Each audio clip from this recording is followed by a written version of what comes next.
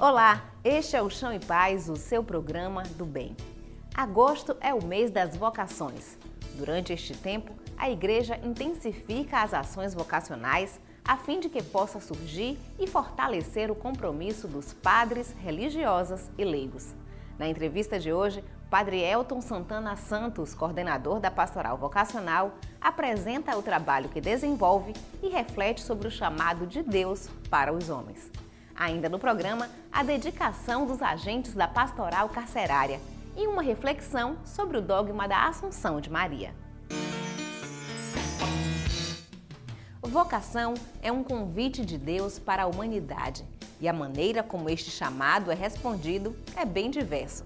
Pode ser na família ou na vida religiosa, mas o importante é viver na alegria, como explica o Padre Elton Santana Santos, coordenador da Pastoral Vocacional na Arquidiocese de Salvador. Olá, Padre Elton, uma alegria para a equipe do Chão e Paz poder conversar com o senhor sobre um tema tão importante para a nossa igreja, para a nossa vida, que é a vocação. O que é que a gente pode entender por vocação? Bom, a primeira coisa que nós poderíamos dizer sobre vocação é uma palavra latina que significa chamado, e essa é a definição, digamos, mais simples de vocação, mas ao mesmo tempo mais oportuna, porque isso supõe que uma vocação existem dois sujeitos, um sujeito que é Deus que chama e um homem que é chamado por Deus. E essa talvez seja a definição mais extraordinária de vocação, que exige fé para ser compreendida, para ser aceita.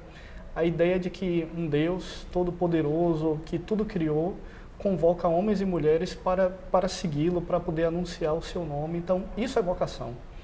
E por que às vezes a vocação religiosa, aí tanto das freiras quanto dos padres, é mais difícil da gente entender, de nós os leigos entendermos? Eu diria, tem inúmeros fatores que podem explicar isso. Primeiro, porque eu acho que o nosso tempo mudou muito e isso faz com que a vocação sacerdotal e a vocação religiosa sejam menos comuns, sejam menos conhecidas, sejam menos aceitas.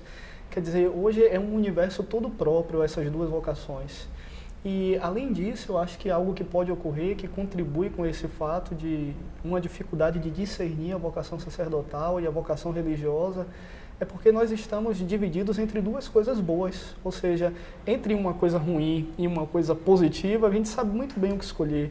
Mas quando a gente está dividido entre casamento, entre sacerdócio, entre vida religiosa, aí nós precisamos nos perguntar concretamente qual é a vontade de Deus para a minha vida, o que é que Ele deseja de mim. Então eu acredito que a dificuldade vem desses fatores, de uma mudança do mundo, de um desconhecimento da vocação, mas ao mesmo tempo por se tratarem de caminhos muito belos, muito positivos, e todo o coração humano se sente atraído por todas as vocações, na verdade. E aí, no caso, por exemplo, das famílias, apresentar essa possibilidade da vida religiosa como uma vocação também é dever, né, do pai e da mãe. Isso, é um dever e um desafio muito grande, porque se nós pensarmos bem, como nós dizíamos, esse problema do desconhecimento da vocação entrou em todos os ambientes. Então, hoje não é a primeira coisa, se você pergunta a um pai, uma mãe, o que é que você deseja para o seu filho, eu diria que não é nem um preconceito com relação ao sacerdócio nem à vida religiosa, mas isso passa fora, longe dos horizontes, que cada pai, cada mãe sonha para o seu filho. Então, talvez alguém pergunte assim, qual seria a solução para uma coisa como essa? Eu diria que a solução é redescobrir a beleza dessas vocações. Quer dizer, nós precisaríamos olhar para o sacerdócio e para a vida religiosa de uma maneira nova, descobrindo qual é o significado mais profundo dessas vocações, que esses caminhos são caminhos que podem fazer o coração humano plenamente feliz, plenamente realizado. Então, eu acho que um caminho de superação para uma realidade como essa seria que cada pai, cada mãe, cada membro de família, mas também os amigos, o grupo de jovens, toda a igreja, enfim, deveria ir redescobrindo a beleza de cada vocação, da vida religiosa, do sacerdócio e também do matrimônio. Para além dos atos infracionais cometidos, nos presídios estão pessoas que precisam de um novo rumo. Em Salvador, os presos de 10 unidades penais recebem semanalmente a visita de homens e mulheres comuns que encontram tempo na rotina do dia a dia para ouvir e partilhar experiências com quem está privado da liberdade. São agentes da Pastoral Carcerária, como Josefa, que você conhece agora. Meu nome é Josefa, eu sou da paróquia Nossa Senhora do Imbuí, Senhora Aparecida do Imbuí, e Meu chamado para trabalhar na pastoral carcerária foi a ação divina, a ação do Espírito Santo.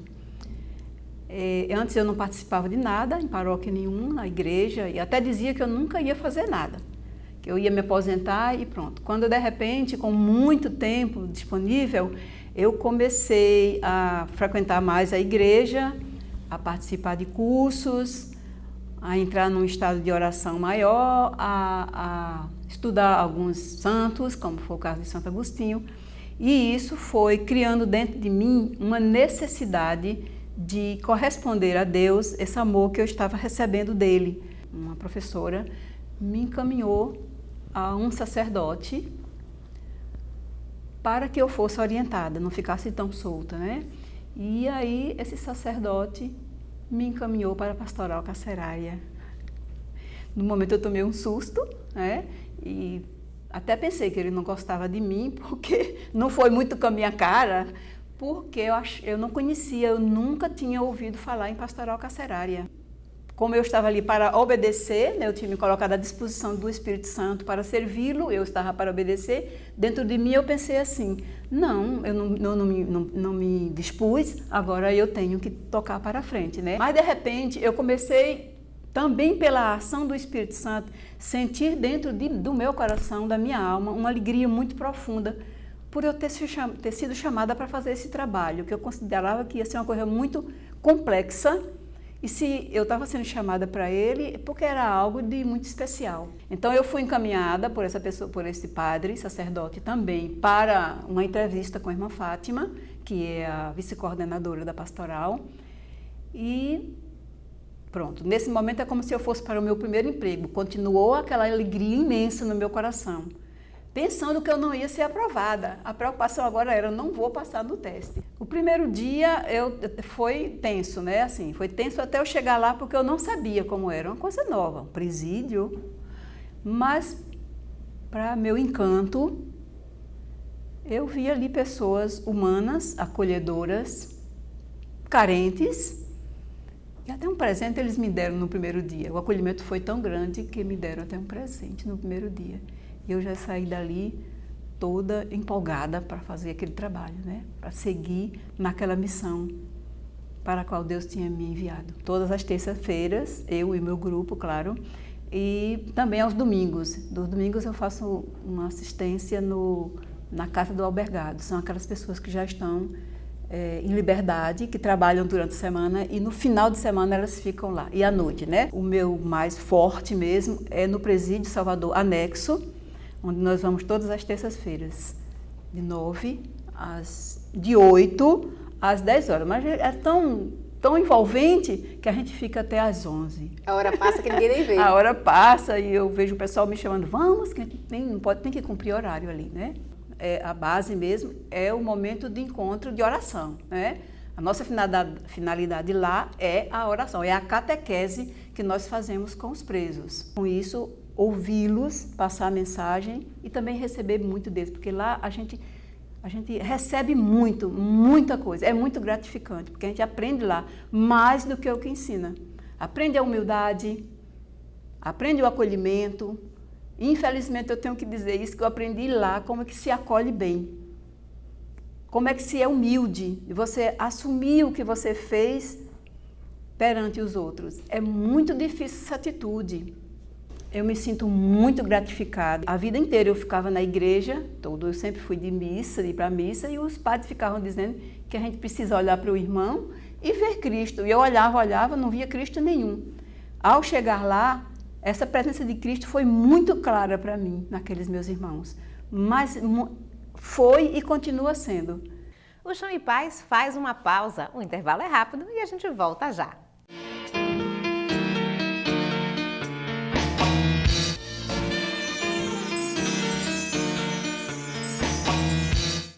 A Pastoral de Comunicação está com inscrições abertas para a oficina rápida Aprenda a Cantar Salmos. Os participantes poderão escolher entre os dias 9, 10 e 16 de agosto para fazer a aula, que tem duração de 4 horas e opções tanto no turno da manhã como da tarde. Outras informações pelo telefone 71 4009 6604. Criar um ambiente favorável para a descoberta da vocação. Este é o principal desafio da pastoral vocacional na Arquidiocese de Salvador, como explica o padre Elton Santana Santos. O senhor é o responsável por animar, né, o coordenador da pastoral que anima essa questão das vocações na Arquidiocese. Como é que é o trabalho de vocês? Bom, nosso trabalho é um trabalho intenso, mas ao mesmo tempo eu diria um trabalho de conta-gotas. É um trabalho muito exigente porque assim, o trabalho vocacional ele não depende exclusivamente de uma pastoral vocacional. É uma ilusão pensar uma coisa como essa, que apenas um núcleo de pessoas que trabalham a nível de arquidiocese vão dar conta de animar a realidade vocacional de toda a arquidiocese. Então, esse trabalho vocacional, na verdade, a nossa maior proposta hoje é de difundir o que nós chamamos de uma cultura vocacional, ou seja, é de tentar favorecer em todos os ambientes de igreja, na família, nos colégios católicos, nas universidades, na catequese, desde a infância, em todas as épocas da vida da pessoa humana, é tentar favorecer um ambiente, uma cultura que fale de vocação. Esse é um desafio muito fundamental, porque só quando você tem um ambiente propício, que favorece, é que uma vocação pode florescer, pode desenvolver. Então, eu diria que o grande trabalho da pastoral vocacional hoje consiste num trabalho de animação, como a gente estava dizendo. Então, a gente desenvolve atividades a nível arquidiocesano, mas também a nível de paróquia, a nível regional, a nível nacional e mundial também. Tem todos esses níveis. Mas ao mesmo tempo tem um trabalho mais difícil, que é o de contagiar o coração, que é o de reevangelizar, repropor o evangelho da vocação. Nesse sentido, uma certa aproximação do jovem com padres, com freiras, favorece essa descoberta. Isso é muito positivo. Eu me lembro que há 2 anos atrás, o Papa Bento XVI, o Papa Emérito, ele lançou uma mensagem por ocasião do Dia Mundial de Oração pelas Vocações, que ocorre já há 50 anos na igreja, foi criado pelo Papa Paulo VI, e na mensagem daquele ano ele dizia que o testemunho suscita vocações. Ou seja, hoje muitas pessoas se perguntam como é que as vocações podem reflorir na igreja, podem reaparecer, pode crescer o número e a qualidade das vocações. Eu diria que por um bom testemunho daqueles que já são sacerdotes, daqueles que são diáconos, daqueles que são religiosos, porque no final das contas os jovens, a gente está prestes aí, já celebrando a Jornada Mundial da Juventude, esse período de colheita, quer dizer, é o testemunho mesmo de uma vida autêntica, bem vivida, que faz com que, digamos, isso desperte no coração da juventude. Então, eu diria que é por aí. Agora, padre, às vezes é uma coisa particular minha, eu fico assustada assim com Deus, no sentido que a gente vê pessoas muito jovens que já têm uma certeza da sua vocação religiosa, né? Um garoto lá, de 18 anos que já sabe que quer ser padre. Acho que um pai para uma mãe também deve ter esse susto na hora que o filho chega em casa. É verdade. Como tratar esse acolhimento? Como ajudar nesse discernimento? Que é uma coisa que às vezes ainda assusta. Isso eu posso falar com muita propriedade, porque também eu fui uma vocação muito jovem. Eu entrei no seminário com 18, 19 anos e também a coisa foi assim. O que eu diria sobre isso? Eu acho que a primeira coisa, apesar de ser jovem e a gente tem a impressão de que isso pode trazer uma certa imaturidade, dúvidas, etc., hoje eu estou mais convencido de que esse é o melhor período para se tomar uma decisão na vida. Essa idade de 18, 19 anos favorece muitas coisas, favorece uma certa abertura interior, favorece uma certa predisposição para aprender, para se deixar formar, coisas que a idade tende a fazer com que a gente se consolide, com que a gente se firme mais. Então, essa abertura para a formação é mais complicada. Por outro lado, assim, hoje, para você se tornar padre, para você ingressar na vida religiosa, é um processo longo, exigente. Então, você tem a oportunidade de, ao longo desses anos, ir discernindo, ir confrontando, ir vivenciando de uma maneira antecipada a vida do padre, no caso da vocação sacerdotal, a vida das religiosas e dos religiosos, no caso dessa vocação específica. Então, tem essa impressão realmente de imaturidade. Agora, eu diria ainda uma outra coisa. É uma resposta que não se dá numa única vez na vida e bastou. É uma resposta diária, cotidiana. Eu diria que até depois de padre, você responde gradativamente a Deus. Olha, é isso mesmo que eu quero, eu me sinto confirmado. Dias mais animados, dias menos animados. Mas, enfim, quando você olha para toda a sua história, para a sua trajetória, as pessoas que por ali passaram, o caminho que Deus fez com você, você termina com uma pia convicção de que é aquilo realmente. Então, o caminho vocacional é assim, é dinâmico. Não, eu me apego na oração nesses momentos que eu tomo esse susto. E eu acho que rezar pelas vocações é uma coisa que todo mundo pode fazer. Isso. E eu diria assim, é a atividade mais fundamental que a gente pode fazer pelas vocações. A gente está aí na plena vivência desse ano da fé. E isso traz um dado fundamental, que é um dado de fé. Ou seja, nós não podemos perder de vista. A gente trabalha muito, faz animação vocacional, faz publicidade, divulga folder, entra nas redes sociais, faz tudo isso. É um trabalho muito humano, muito técnico nosso, mas nós não podemos perder de vista que é Deus quem toca no coração. E por isso esse ano da fé é tão fundamental. Nós precisamos entender que uma vocação nunca é uma decisão tão somente da pessoa. Não sou eu que decido ser padre, é Deus que me chama a ser padre. E a partir daí eu respondo livremente, mas a iniciativa é sempre de Deus. Portanto, quando as pessoas me perguntam assim, Padre Elton, o que é que eu posso fazer de melhor pelas vocações? O que é que a gente pode fazer? A resposta não é outra. É rezar, é promover momentos de oração, de terço vocacional, de uma hora santa vocacional, de uma vigília vocacional. Todos os documentos da igreja dizem isso. Primeira atividade em prol das vocações é a oração. Depois captar renda, enfim, tudo isso é secundário e vem em segundo plano. Os dogmas são verdades que só pela fé podem ser compreendidos. Um deles é a Assunção de Maria. Mas isso você confere só no próximo bloco. O intervalo é rápido e a gente volta já.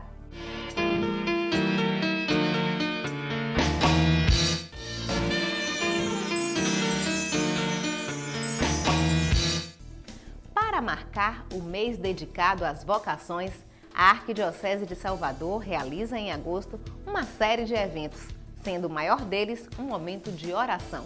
Confira mais um trecho da entrevista com o Padre Elton Santana Santos, coordenador da Pastoral Vocacional. Agora a gente já está vivendo aí esse mês vocacional, o mês de agosto. Como é que estão as atividades? O que é que vocês planejaram de atividades para esses dias? Bom, tem muitas atividades aí pensadas para esse mês vocacional. A primeira coisa assim que eu tenho uma alegria de anunciar, talvez pela primeira vez aqui em público, é que nós estamos começando a pensar agora nesse mês vocacional para o ano de 2014 e 2015, um ano vocacional na nossa arquidiocese. Então, graças a Deus, os bispos têm apoiado gradativamente esse processo. Tem algumas datas importantes. Então, nesse clima de pós-Jornada Mundial da Juventude, o que nós estamos pensando é isso, em primeira instância, de começar agora no mês de agosto uma grande preparação de um ano vocacional, nesse contexto em que o seminário completa 200 anos, então é um ano jubilar importante para a gente. Então, de 2014 e 2015, celebrar um ano vocacional. Mas nesse mês agora de agosto, a gente tem uma vigília vocacional pensada aí para a madrugada do dia 11, é uma coisa que dá muito certo, a juventude adora fazer vigília, passar a noite em claro. Depois, no finalzinho do mês, no dia 25, a gente tem previsto aí um curso de formação para novos agentes de pastoral vocacional. Então, pessoas que têm essa sensibilidade para trabalhar com vocação, que deseja aprender, que direcionamento dar aos jovens, etc. Então, dia 25 tem isso pensado. E no final das contas, a gente tem um grande encerramento do mês vocacional que vai acontecer aqui no Centro Vocacional Dom Lucas Moreira Neves, que a gente está preparando aí para a reabertura no próximo ano. Agora, todos os domingos desse mês, nós também temos nosso momento de, junto com a comunidade, refletir essa questão das vocações. Exatamente. Cada domingo do mês de agosto, o mês vocacional, um dado muito curioso sobre ele é que ele nasce aqui no Brasil. Ele nasceu no sul do Brasil, no contexto do Concílio Vaticano II. E logo que esse mês vocacional foi pensado, pensou-se que cada domingo desse mês poderia ser dedicado à oração e à reflexão sobre uma vocação específica. Nesse primeiro domingo, por exemplo, nós celebramos ontem, dia da festa de São João Maria Vianney, a vocação sacerdotal. E tivemos a oportunidade de rezar, de refletir sobre a beleza do sacerdócio. Segundo domingo, aí a vocação religiosa. O terceiro, a paternidade, a maternidade. E, por fim, a vocação laical dos catequistas. E assim é dividido o mês de agosto na vida da igreja. O bom é que tem espaço para uma multiplicidade de atividades e juntos formar uma comunidade. Exatamente. Isso é muito bonito. É um mês que pode ser vivenciado de maneira muito rica, muito produtiva, eu diria. São inúmeras as possibilidades que a gente pode usar aí a partir da nossa criatividade para celebrar bem o mês vocacional. Basta realmente pensar naquilo que pode tocar no coração dos nossos jovens, naquilo que pode apresentar a beleza dessas vocações. E, enfim, esse é o caminho que a gente pode fazer aí nesse mês vocacional para celebrá-lo de uma maneira bela, profunda. Padre, muito obrigada pela entrevista aqui do Chão e Paz e que muitas vocações possam surgir no mundo, que a gente possa ter um mundo mais bonito com pessoas convictas do que querem, fazendo o melhor. Por nada, para mim foi uma alegria. Deus abençoe aí você que está nos acompanhando e que esse mês vocacional possa ser vivenciado com profundidade e beleza. Obrigada. Quer saber mais sobre a programação do mês vocacional? No Jornal São Salvador deste mês, você encontra os detalhes dos eventos que acontecerão. A publicação também traz a história do padre Lázaro Muniz, pároco da Catedral Basílica de Salvador, que tem 15 anos de sacerdócio, já trabalhou com a Pastoral da Juventude, é ligado à Renovação Carismática Católica e hoje coordena a Pastoral Presbiteral. Não deixe de pegar o seu exemplar na sua paróquia. Entre os dogmas marianos, o da Assunção é o mais recente.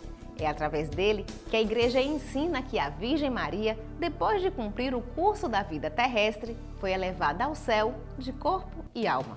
Como em agosto os católicos celebram a festa de Nossa Senhora da Assunção, a nossa equipe foi conhecer mais sobre este dogma.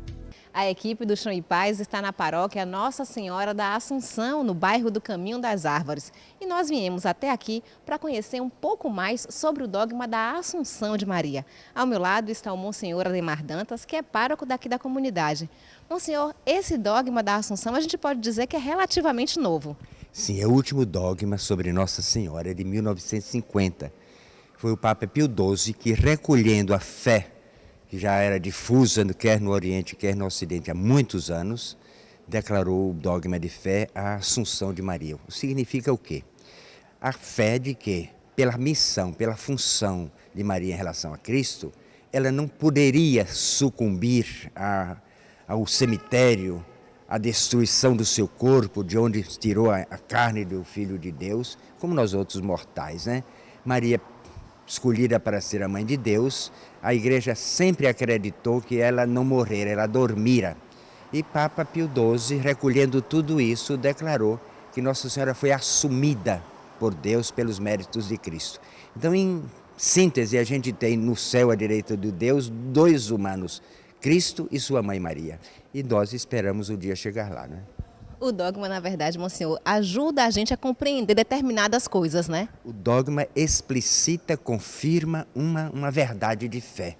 Aquilo que a Igreja já acreditava, já vinha acreditando há muito tempo. Sempre, quer no Oriente, quer no Ocidente, se acreditou que Maria estava predileta de Deus também na hora da morte. Agora, Monsenhor, essa imagem aqui de vocês tem uma história bem peculiar. É uma obra de arte de verdade, né? Sim, essa imagem no Brasil é única. O escultor é um português e fizeram duas dessas imagens imediatamente após o dogma. A imagem é de 1952. É o mesmo escultor da imagem de Fátima, lá em Portugal. Dom Avelar, passando por Portugal, enquanto era arcebispo daqui, alguém dera de presente a ele essa imagem. Ficou na catedral por um tempo e depois, quando se criou essa paróquia, que foi criada por Dom Avelar, ele deu de presente essa imagem para o Caminho das Árvores, para a nova paróquia de Nossa Senhora da Assunção. Ela é de madeira, é bonita, como é que a gente chama? Tombada pelo IPAC e tem uma análise muito interessante. São duas, no Brasil é só essa. Então, os fiéis podem aproveitar para viver com vocês, nesse mês agora, a festividade e também conhecer de perto essa imagem. Conhecer de perto. O povo tem uma devoção muito grande por Nossa Senhora da Assunção. É uma alegria muito grande da comunidade saber da história dessa imagem e cultuá-la. O mês de agosto, a festa agora, o mês de agosto, que também o mês de maio, é uma participação muito intensa da comunidade. Agora, na festa, nós vamos fazer não somente um novenário, mas como no ano passado, nós vamos trazer algumas atrações culturais. Virá aqui a Arena Companhia de Artes cantar um dia, cantos marianos, a Orquestra Compassos virá uma vez também. E, vez por outra, a gente traz assim uma grande companhia de música para enaltecer Nossa Senhora. Monsenhor, muito obrigada por esses esclarecimentos e agora eu vou conversar com a comunidade, saber como é que está todo mundo mobilizado para a festa. Durante o mês de maio, nós louvamos Maria todos os 31 dias. É muito especial. Todos estão convidados para, a partir do dia 9 de agosto, de 9 a 18, o novenário. Eu que participo há vários anos daqui, é o ponto alto da nossa paróquia. É um mês em que a gente se envolve bastante, motivando e convidando e promovendo, fazendo com que as pessoas realmente estejam presentes durante o novenário, durante a nossa festa, porque é muito bonita. Que nós começamos aqui às 8 horas da manhã com a missa, celebração eucarística da comunidade. Depois de 10 horas, horário reservado para batismo. Às 11h30, adoração e bênção do Santíssimo Sacramento. Às 16h30, a procissão com a imagem da nossa mãe, do coração de Jesus, e com a presença de todo o povo de Deus. É um momento especial. A paróquia toda se volta, as pastorais, os grupos. É um movimento muito grande, todos homenageiam Maria. É um movimento assim especial na paróquia no período de agosto. Todas as atenções se voltam para Nossa Senhora. O programa de hoje fica por aqui, mas durante a semana você pode entrar em contato através do e-mail chameipaz@arquidiocesesalvador.org.br. Se quiser rever o programa, é só acessar o portal www.arquidiocesesalvador.org.br. Para você, uma bonita semana, fique com Deus e até o próximo Chão e Paz.